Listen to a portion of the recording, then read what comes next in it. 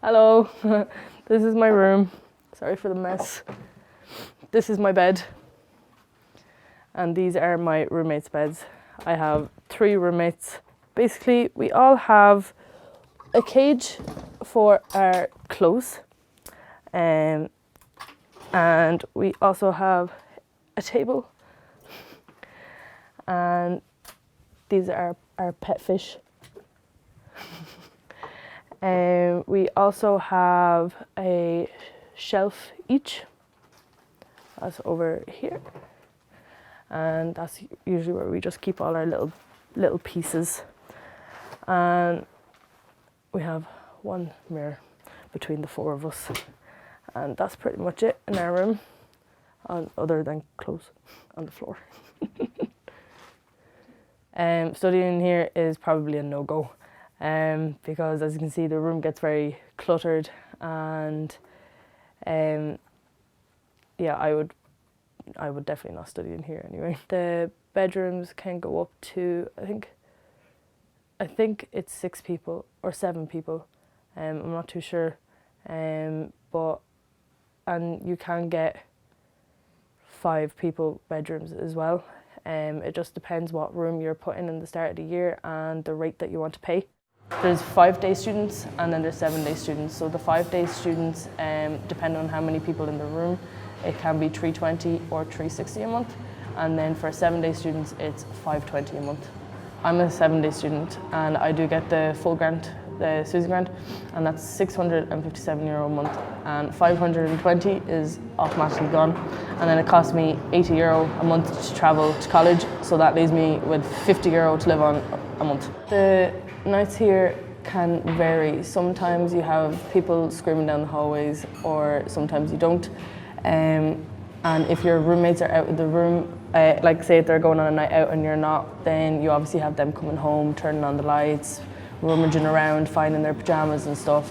So sometimes you do wake up, but it's not every night, so I can't really complain. You know, last night was a great example for that because my friends came in at about 5:30 in the morning, turned the lights on, and I woke up and I found it so hard to get back to sleep. And then I woke up today at about 8 and I am so groggy. Them man there can't vex me, them man there can't stress me, text me, test me, them man don't contest me, even if the George, them man there can't best me, can't vex me, them man there can't test me, text me, stress me, them man don't contest me, even if the George, them man there can't best me, them man there can't vex me, them man there can't stress me, text me, test me, them man don't contest me, even if the George, them man there can't. I'm Ciara Boylan. I'm in 2nd year in forensics. I study in GMTI and I live in a hostel because I couldn't find a house. And this is my daily commute, which takes about half an hour walk to college. And I know there's parted numbers. I've been looking for a house since last September. I just haven't been lucky. To get a house here, you need to be a very lucky person. The responses I usually get is either no response at all or no students allowed. And so then I had to move into a hostel. The hostel is great, but unfortunately there are many distractions. There's too many things to do there when it comes to socialising. If there are many people drinking or just having the crack and you're going off studying, you will probably be slagged. So I got the news that I have to repeat my first semester next year, and you need an 80% attendance, and I didn't reach the mark. I'm from Meath originally. I have 3 sisters and no brothers, all younger. I tell them everything pretty much because they do need to know what it's like when you're out living by yourself. All the temptations, I suppose, and the advantages and disadvantages from living away from home. The independence is great. I like being able to wake up and choose what I get to do with my day. But I do miss the comfort of having my family around and, you know, taking it easier than what I do here. Before I came to GMIT, I thought it would be a lot easier to find a house. I'm in second year, this is my second year living in a hostel now, and I thought I would have had my own place by now, but it is what it is. All I can do is just hope that I get one next year. This here is actually a hotel.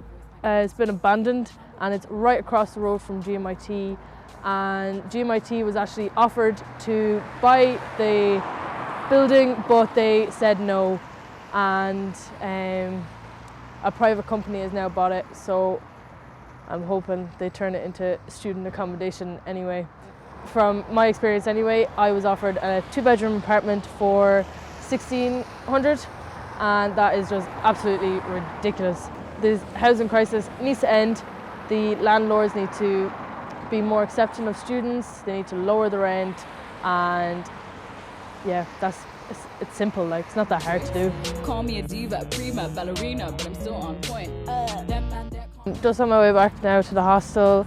I'm glad to call most of these people my good friends now. We're all just one big family now, and yeah, hopefully we stay in touch when we move out. Them man there can't stress me, text me, test me. Them man don't contest me, even if they're George. Them man there can't best me.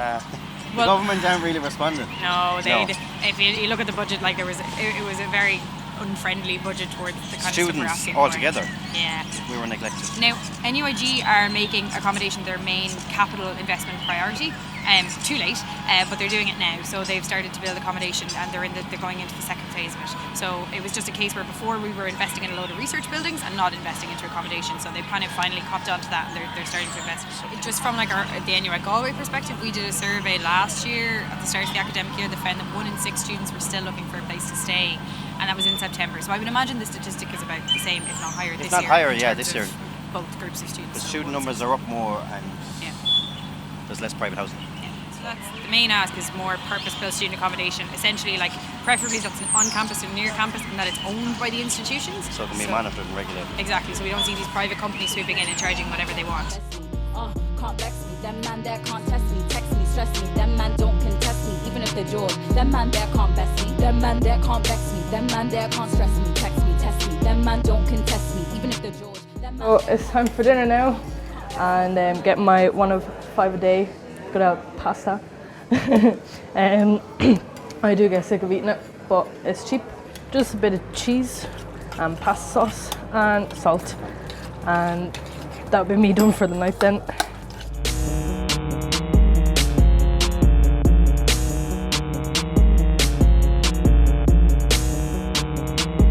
So I've just had dinner, and now it's what time is it?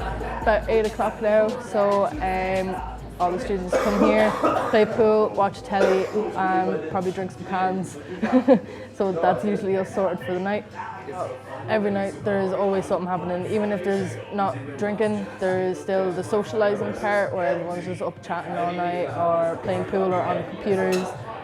You do have the good students though that do study, but they're kind of the introverts, I suppose. If a student was going to come to Galway, I would stand by it. Galway's a great city. Of course, the issue is the housing crisis, but unfortunately, I don't think students can do anything about it. You can protest all you want, but it all depends if you're actually listened to. I say so, if you're the Minister of Education, then actually help the students out, because if students doesn't have a proper place to live, then how can you actually get a degree at the end of the day? So if he actually cares for our education, then he should do something about it. I would definitely recommend coming to Galway, but you're probably going to have to settle for the likes of a hostel.